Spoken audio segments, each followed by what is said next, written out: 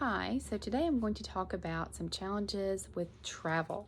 That's a big one. So, when you travel with a child with autism or an individual with autism, you are setting yourself up for some challenges, just to be frank. So, travel usually entails some type of routine, but it's totally a different routine than normal. So, for someone with autism, that can be a big deal. You may want to include them in your planning as far as actually asking them some options and some things they want to do, but you also definitely want to keep them in mind when you're making plans, thinking about things like eating, bathroom breaks, if there's a nap schedule, nap routine, all of those things as best you can. If you can stick to them when traveling, it's going to make things go smoother. Lots of challenges with travel. There's a lot more restrictions. So if you're flying, of course, there's a lot more restrictions with that. Even in a car, there's restrictions. The child's going to have to be buckled in. So that's a big challenge. And that's a challenge that any parent faces. But it can be a lot more extreme sometimes for someone with autism.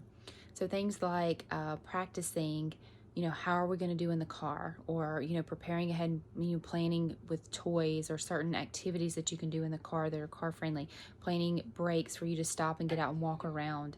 All of those kind of things can kind of help make things go a lot more smoothly. Being mindful of the locations you're going to, practicing things like looking both ways if you're going to be walking a lot, crossing streets, how to communicate in an emergency situation if your child has limited language, or even if they have great language, if they sometimes feel some anxiety or pressure socially, they may or may not be able to communicate something like, my name is Bob, I need help. Where's my mom? This is my mom's phone number. Those kind of things may be challenging. So there's things that you need to do to plan for that. You may need some type of emergency label or identification bracelet or something like that to carry with you.